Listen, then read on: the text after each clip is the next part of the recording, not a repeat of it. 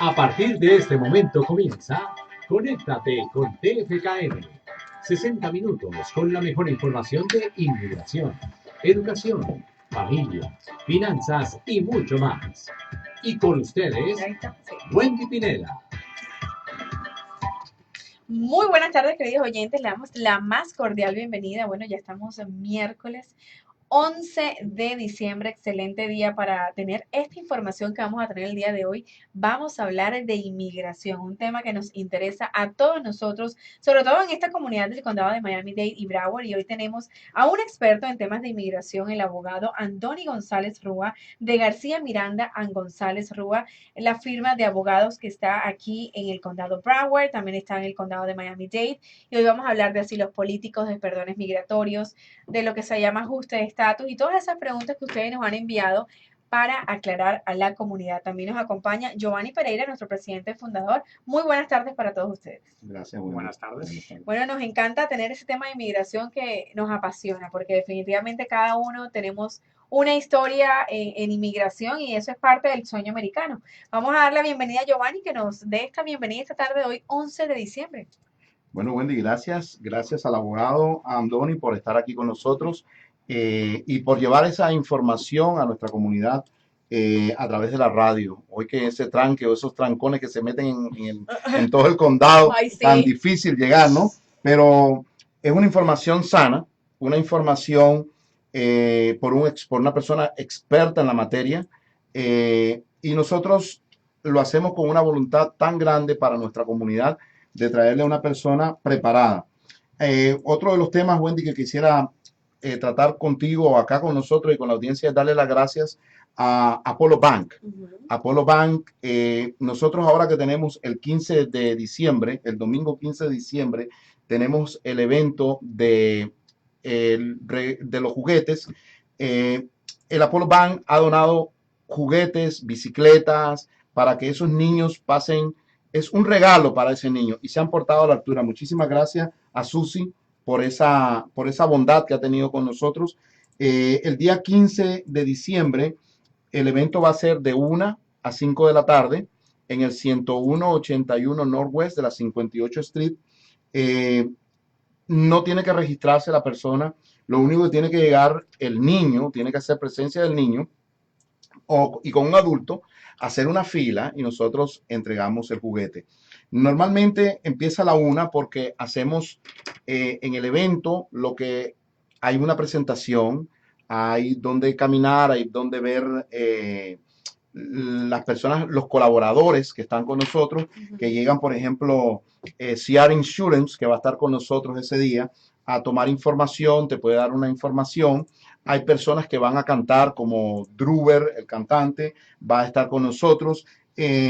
Hacer un rato ameno para la familia. Después de eso, pues entonces que hacen el show, la presentación, pues a las 4 o 4:30 vamos a empezar a dar los juguetes. Hacer una fila y empezar a tomar los juguetes. Si en un dado caso un niño nos hiciera falta, nosotros hemos hecho una campaña empezamos la campaña desde agosto. Después del Back to School. Después de Back to School, empezamos la campaña de recoger los juguetes y tenemos una cantidad grande de ellos. Si en un dado caso ese niño que nos hiciera falta, pues lo único que tomamos la información y se le da su juguete. Después se le da su juguete. Va a haber comida. Hay unos restaurantes que están participando con nosotros. La comida, los papás y las mamás, los abuelos, toda esa audiencia que nos está escuchando, 10181 Northwest 58 Street, los abuelos pueden llevar a sus nietos, no tienen que gastar dinero porque hay van houses donde puedan jugar los niños y son completamente gratis. Eso lo facilita Doral Party Rental, que nos proporciona los van houses, gracias a los comisionados del condado de Dade, que nos prestan lo que son el stage para poder hacer la presentación, a las personas que nos ayudan con la música. Todos ellos van a estar presentes, que son colaboradores con nosotros, y para que ese niño pase contento. Aparte de eso, toda esa comida no tienen que pagar absolutamente nada. Todos esos ten que están ahí no hay ninguna persona que cobre absolutamente nada. Y eso es bien importante para que los abuelos que nos están escuchando, los papás que nos están escuchando, pues puedan hacer acto de presencia. Y las personas también que quieran llevar, se cree que el Doral, como es una ciudad supuestamente con luces bien acomodadas, las calles bien amplias, un No hay poquito, no hay necesidad. necesidades y casas costosas, pero sí hay mucha gente que tiene necesidad. Y también pueden ir de otras ciudades a recoger su juguete. No hay ningún problema porque nosotros estamos preparados para eso. Bueno, eso es lo importante. Recuerden, 15 de diciembre, a pocos días de este gran evento, 10181 Northwest 58 Calle en la ciudad del Doral. No importa dónde vivas, no tienes que llevar ningún tipo de verificación del área. Todos los niños que estén presentes van a recibir su juguete. El único requisito es que vaya acompañado de un adulto. Bueno, ya vamos a entrar entonces en tema de inmigración y vamos a empezar con un tema que creo que tiene un concepto errado, el tema de los asilos políticos. Muchas personas que están llegando, especialmente de Venezuela, podríamos decirlo, eh, tienen la opción de tener el asilo político, pero ahí es donde viene la pregunta. Primero, ¿qué es un asilo político y quiénes son los que pueden aplicar para un asilo político? ¿Y quién debe llevar ese proceso? Claro que todos sabemos que un abogado de inmigración es el ideal para llevar todos esos procesos, pero la situación de los notarios también está incrementando el problema de eso. Así que, Wendy, lo primero que te diría es que no es asilo político, es asilo. Asilo. Asilo sin más. Ok. ¿Ok? Porque no tiene que ser basado en razones políticas. ¿Ok? Puede ser simplemente basado en raza, religión, nacionalidad, opinión política o porque eres miembro de un grupo social. Así que hay múltiples formas donde una persona puede ganar asilo. ¿Ok? Básicamente lo que se tiene que comprobar es que la persona ha sido perseguida en el pasado o teme que vaya a ser perseguido en el futuro. ¿Okay? Y lo que le haya pasado o lo que teme que le vaya a pasar es basado en una de esas 5 cosas. Así que se tiene que conectar entre lo que le pasó a la persona o lo que temen y que sea basado en su raza, religión, nacionalidad, opinión política o porque es miembro de un grupo social. Así que muchas veces estos casos no son políticos, son por otros motivos, familia, ¿okay? Raza. Muchas veces depende del país de donde la persona. Y una pregunta, abogado, ¿cuánto tiempo después de que la persona entra, cuánto tiempo de duración, o sea, cuánto tiempo después de estar aquí en Estados Unidos tiene la posibilidad y es aceptable el asilo político? Así que para calificar para el asilo tienes que... Asilo, perdón, perdí otra vez el asilo político porque... Hoy vamos a arreglar eso. Sí. Así que tienes 1 año de la fecha de entrada para aplicar. ¿Ok? Si tardas más de 1 año para aplicar, entonces tienes que demostrar la razón del por qué no aplicaste. ¿Ok? Y que era algo básicamente que tú no podías controlar o que algo cambió en tu caso y antes no tenías temor, pero ahora sí. Por ejemplo, condiciones en tu país han cambiado, hay algún tema nuevo. ¿Ok? Pero eso siempre va a ser el Departamento de Inmigración que va a decidir si eso es una razón o no. ¿Ok? Para haber aplicado. O sea que una persona, Ok. por ejemplo, una señora casada en un país X y viene acá a Estados Unidos y está 3, 4 meses y posteriormente pide asilo, ¿lo puede hacer? Por supuesto. Porque la persona, o sea, si ella regresa puede golpearle al esposo, el que era el esposo o la familia. O sea, eso es un tema para pedir asilo. Así que eso es un tema donde, bajo la administración de Trump, la administración que tenemos ahora, los casos se han complicado mucho más. ¿Okay? Teníamos buenos casos hace un par de años basados en violencia doméstica que nos permitían argumentar, por ejemplo, grupo social. Y estamos teniendo muy buenos casos que salían que nos ayudaban con eso. En los últimos meses eso se ha complicado, pero eso no significa que los casos no se puedan ganar. O sea, si la persona tiene un temor de volver, tiene el derecho de aplicar para el asilo. Correcto. La cosa es evaluar el caso para ver si es un temor donde realmente van a ganar su caso o no. Ahí está la diferencia. Todos que tienen temor pueden aplicar. La cosa es ver si el temor que tienen... El miedo creíble. Y no es que no es que solo sea creíble, porque el que te crean es una parte de ello. Es que sea por una de esas 5 cosas. Raza, religión, nacionalidad, opinión política o porque eres miembro de un grupo social. ¿Okay? Porque más y más estamos viendo decisiones de parte del gobierno donde actos criminales de parte de individuos ya no se están considerando para otorgar asilo. Y eso es algo nuevo que ha empezado bajo la administración de Trump y ciertas decisiones que han salido que nos están limitando más y más, por ejemplo, casos de violencia doméstica. Y lo demás, porque eso es lo que más se estaba viendo en todas estas bandas que han estado llegando por la frontera y lo demás, es mucho lo que se ve, desafortunadamente basado en las situaciones en ciertos países. Y en el tema de la asesoría, un asilo político es algo muy delicado, es Asilo. definitivo. Un asilo, vamos a quitar la palabra político. Vamos a Hoy quitar la llegamos, palabra, hoy llegamos a la- Ahorita ya no digo político. El asilo, cuando se toma esa decisión, depende también de la situación de cada persona, es un paso definitivo porque puede afectar en tu futuro el ajuste de poder hacerte residente. ¿Qué pasa con la decisión de que yo llego y me dice, no, el notario te puede hacer el asilo? Yo tendría mucho cuidado con eso, porque no es solo para ti como aplicante, pero también, por ejemplo, si llegas con tus niños. Lo que pase en tu caso les va a afectar a ellos también. ¿Okay? Así que hay que estar ciertos que esto es un paso que realmente es necesario, basado en el tumor que hay, y que es la mejor opción para esa familia. Porque muchas veces hay mejores opciones en ciertos casos, otras opciones de hacer cosas distintas, Que no asilo. que no es asilo. Porque al final del día los casos de asilo, en muchos casos, son los casos más difíciles de ganar. Y una vez que bajas por esa ruta de asilo, te limita mucho lo que puedes hacer en otras cosas. Así que eso realmente tiene que ser la última opción. Lo que pasa, abogado, y qué bueno que toques el tema, Wendy, de la parte de los notarios.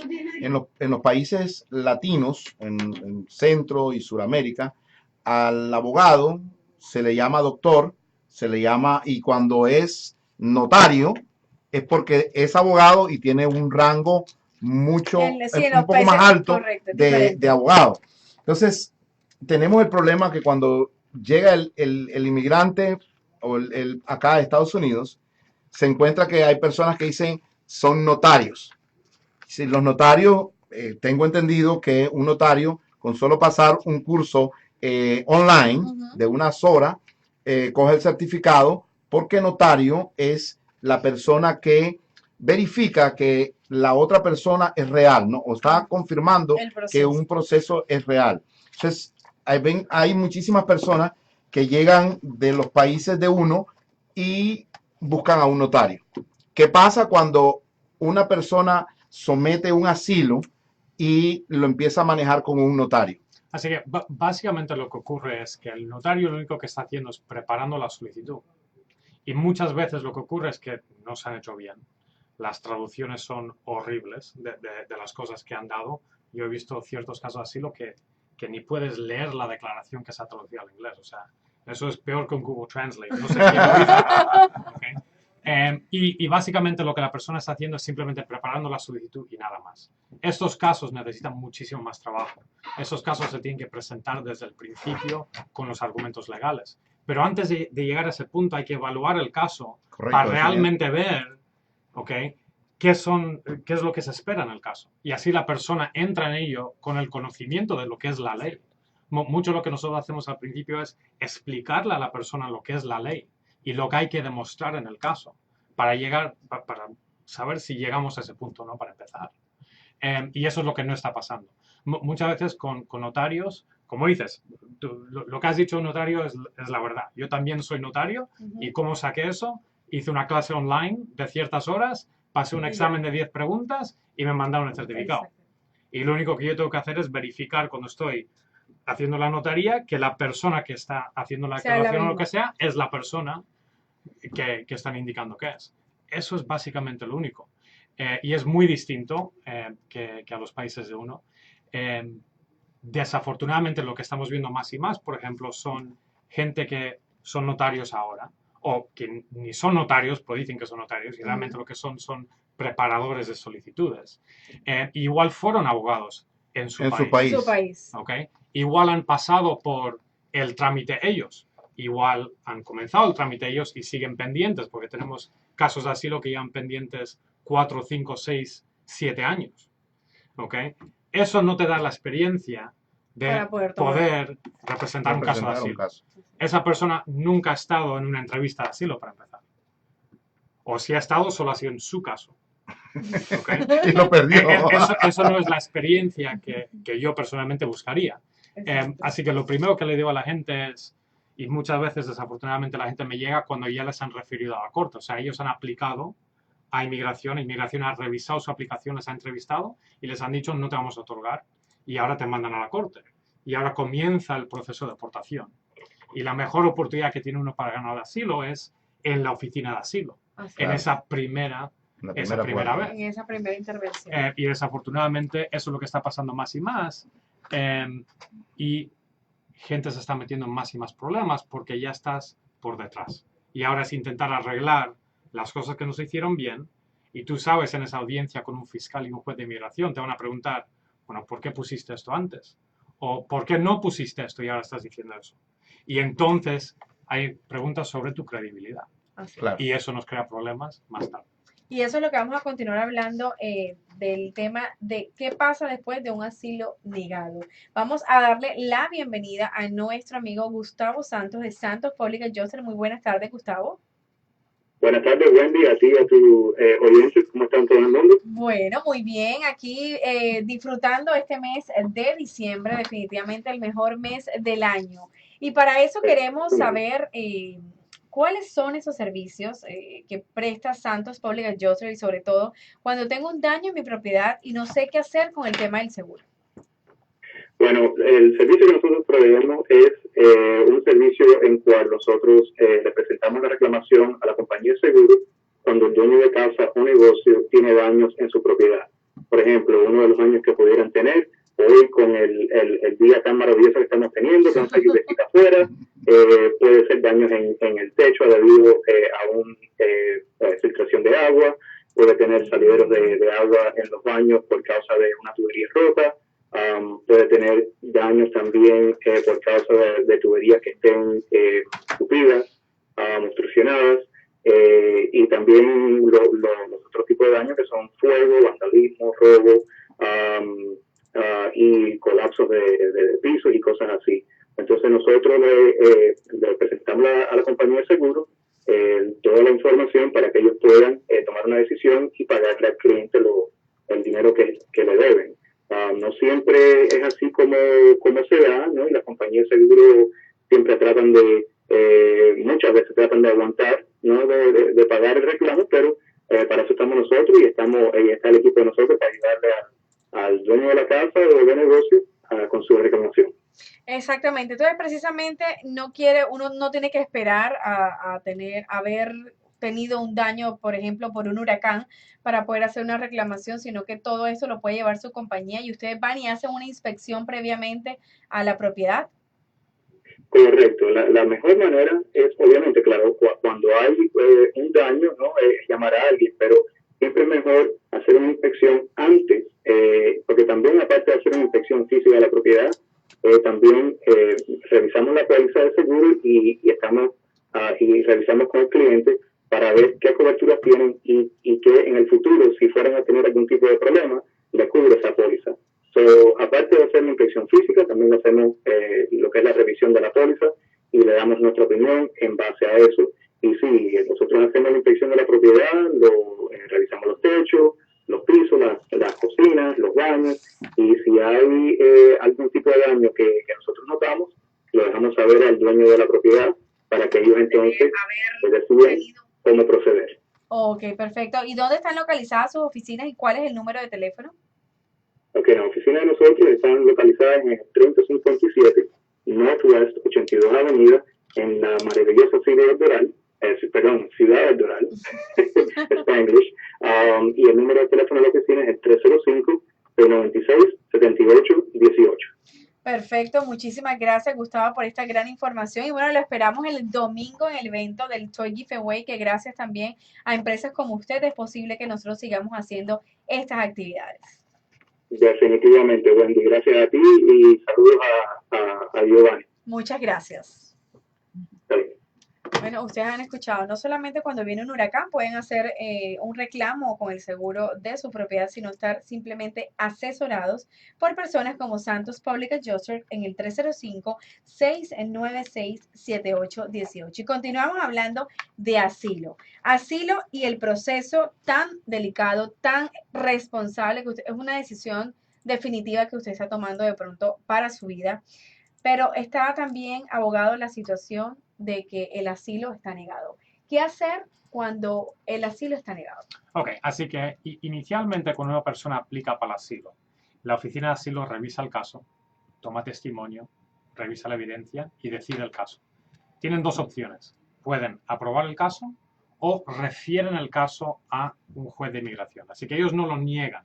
Te llega una decisión que te dice Que lo van te para estamos otro lado. refiriendo a la corte.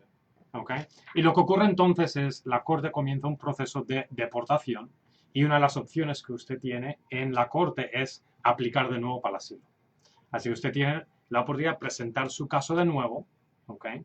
Basado en lo que dijiste en el primero, ¿no? Porque estamos asumiendo que dijiste la verdad, ¿no? Dijiste la verdad. La historia no debería cambiar. Claro, claro.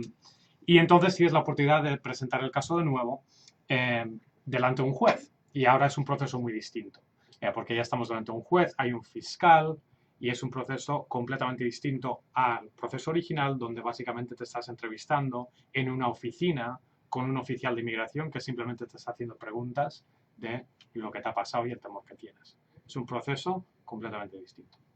Entonces, cuando se llega a ese punto, ¿cuál es el próximo paso? Ya que estás con que te hacen la entrevista, que te dicen todo. Así que si ellos deciden referir tu caso a la corte, entonces comienza un proceso de corte, donde va a haber múltiples audiencias y va a terminar con una audiencia final, donde usted va a tener la oportunidad de presentar testimonio, presentar evidencia, presentar testigos, y al final de esa audiencia o de ese caso, el juez va a tomar una decisión de o aprobarte el asilo o negarte el asilo. Abogado, pero ya cuando, o sea, si estamos hablando que ya pasó a donde un juez, es porque la primera persona que te atendió en la oficina, donde dice que es la primera entrevista, para él no era un caso creíble, ¿no? O sea, No es que no sea creíble, o sea, ellos tienen que determinar si te creen o no. La credibilidad es lo máximo. Si no te creen, pierdes seguido.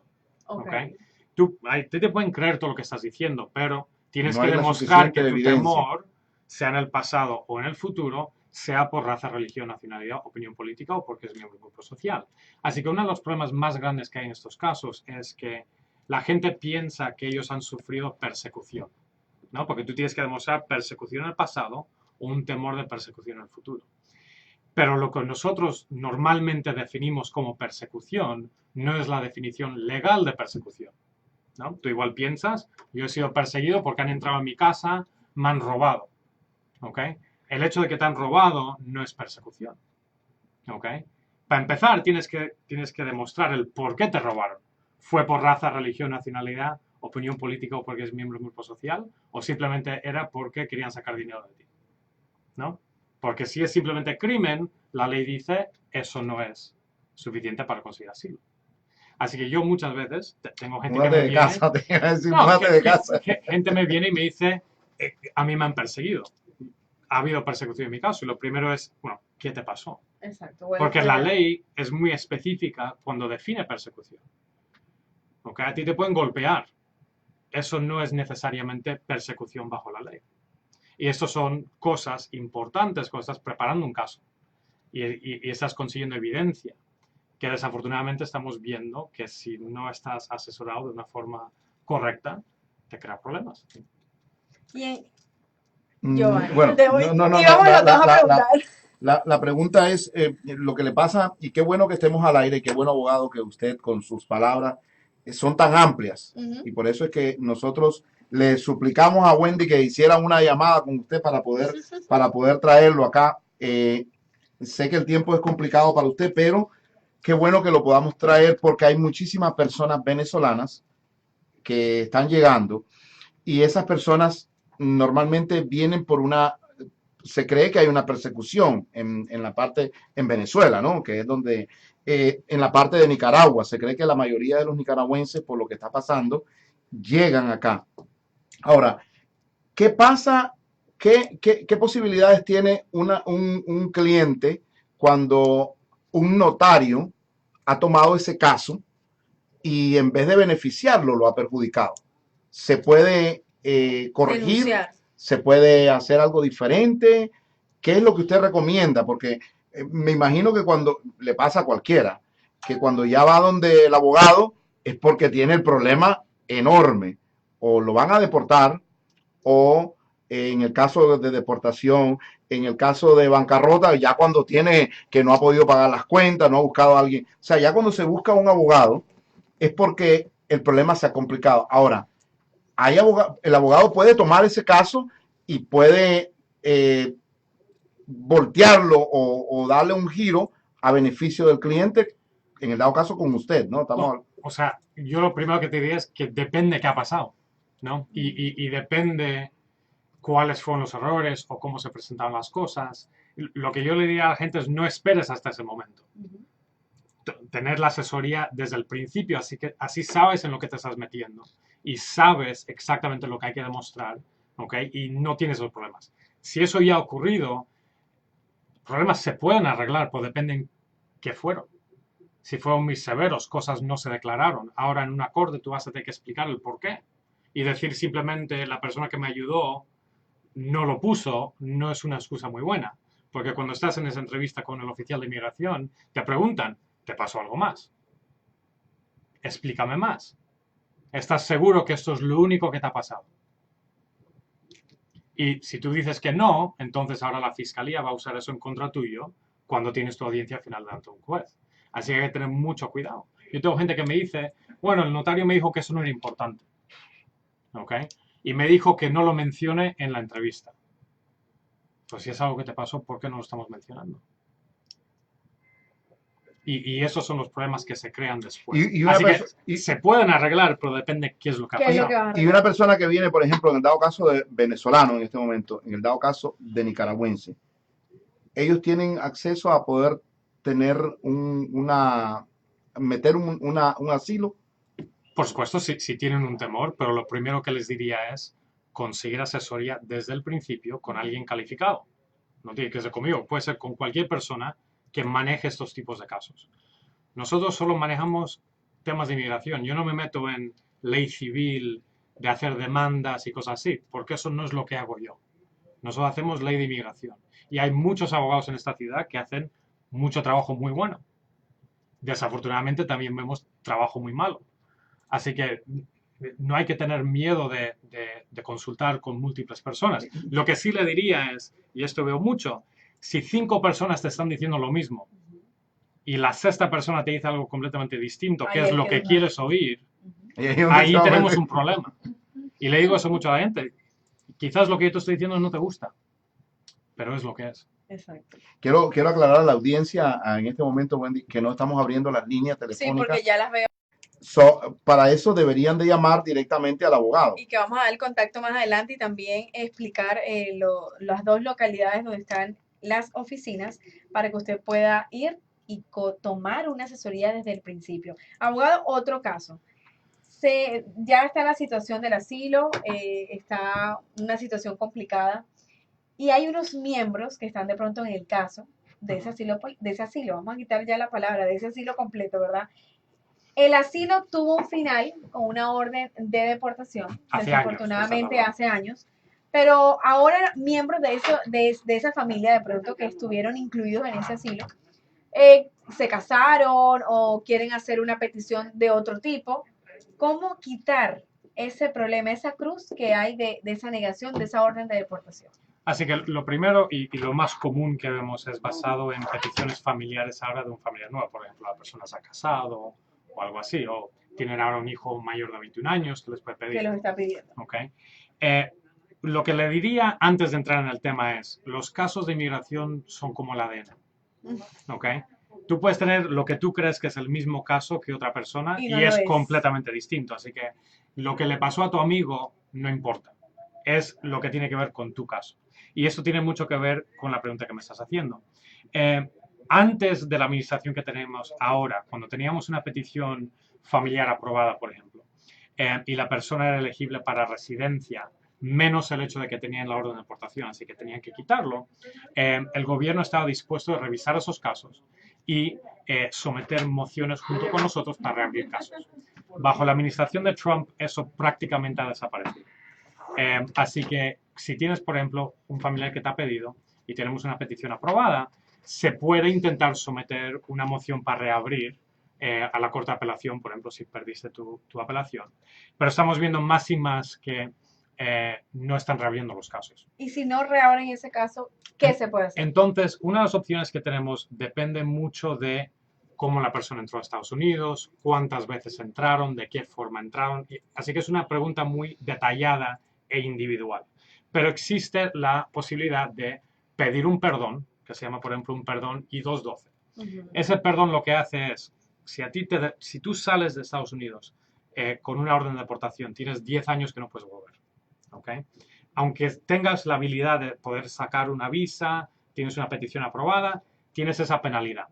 ¿Okay? La forma de quitar esa penalidad es con un perdón que se llama una I-212. ¿Okay? Así que lo primero que se hace para esa gente es se somete a una I-212. Porque sabemos que si el caso no se reabre, ellos van a tener que volver a su país para procesarse. Y lo que no queremos es que salgan y ahora tienen una penalidad de 10 años y no pueden volver. Así que se pide primero este perdón I-212. ¿Okay? Si se les aprueba ese perdón I-212, y por eso te digo que los casos dependen de los detalles, posiblemente la persona tiene presencia ilegal, ¿okay? Porque se quedó más tiempo lo permitido o entró indocumentado y lleva todo este tiempo sin estado en Estados Unidos o con un estado deportado, que no es un estado. Así que lo que tienen es presencia ilegal. Si tienes más de un año de presencia ilegal, hay otra cosa que aplica a ti, que es otra penalidad de 10 años basado en el tiempo que estuviste aquí indocumentado. Así que lo que se hace para esta gente es, se pide un perdón I-601A, que les permite quedarse aquí mientras que piden ese perdón. Y una vez aprobado, ir a su país para procesar su residencia y volver. El problema con la I-601A es que si tienes múltiples entradas ilegales, no calificas. ¿Okay? Y solo ciertos miembros de tu familia te califican para propósitos del perdón. Porque con ese segundo perdón tienes que demostrar un sufrimiento extremo a un familiar calificatorio. Pero ese familiar solo puede ser padre o madre o esposo o esposa que sea residente o ciudadano. Los niños no cuentan. Así que tú puedes tener 12 niños, A ver, ninguno cuenta. Pero. Ninguno O sea, cuenta. El único es el familiar inmediato que tenga Padre o madre. padre o madre o esposo. O esposo o esposa que sean residentes o ciudadanos. Y hay que demostrar un sufrimiento extremo a esa persona. Pero los niños no. Los niños no cuentan para propósitos de ese perdón. Ok, o sea que los niños simplemente el directo como padre, madre, esposo y esposo. Entonces muchas personas que tienen 2, 3 hijos realmente prácticamente Puede ser que no califiquen. no califican para ese perdón. Pero por eso la asesoría legal es tan importante. Porque se revisan todos esos detalles y eso es lo primero que se revisa en una consulta. O sea que Y no, se ve si estos son opciones o no. no necesariamente, entonces eso Normalmente las personas tienen temor de ir donde un abogado porque le van a cobrar. ¿Qué es el honorario que usted cobra cuando usted llega a la primera visita al cliente? O sea, si nosotros referimos a una persona donde usted, ¿qué es lo que usted le cobra para darle una orientación a la persona? Nosotros en nuestra oficina no cobramos una consulta inicial en ciertos días, así que tenemos horarios específicos donde no cobramos una consulta. Pero es algo que, Giovanni, estamos hablando antes. Lo barato sale caro muchas veces. Y tomar una asesoría legal al principio, aunque te cueste algo, es mejor que meterte en algo sin saber. Hay veces que dice la persona, y esto se está haciendo, ustedes no cobran, pero en cierto horario, ¿no? Pero hay veces que la persona cree que porque no le cobran, la asesoría no tiene validez. Y estamos haciendo una labor en este momento a toda nuestra audiencia a través de la radio AM 1550, a través de Facebook, a través de Instagram, a través el de canal de YouTube. el canal de YouTube, de que el abogado en este momento está con nosotros, está saliéndose un poco de su rutina, de su trabajo, para venir a dar esa información, para venir con los oyentes, asesorarlos. Y nosotros buscamos la asesoría de personas profesionales y que estén en la rama de lo que necesitan. Quiere decir de que el abogado en cierto horario en su oficina no les cobra, pero como dice él, la mejor inversión que puede hacer una persona es una asesoría que pueda recibir y decirle, mira, tienes este camino correcto que hacerlo. Normalmente las personas quieren irse donde un notario o un vecino que le dice, mira, mete el asilo político el asilo con esta iglesia o con este centro que nada más te va a cobrar la traducción. No vayas donde el abogado porque el abogado te va a sacar los ojos. Sí, o sea, ese es el las tema. Las consecuencias son peores. Son graves. Así es. Bueno, vamos a una pausa y vamos a regresar hablando de todo este tema de los asilos, de los perdones, también de lo que es carga pública y qué significa si tú estás en un proceso de inmigración. Volvemos en breve en Conéctate con TFKM. ¿Estás al aire? No, ya. Okay. Se le puede preguntar, por ejemplo, ¿qué pasa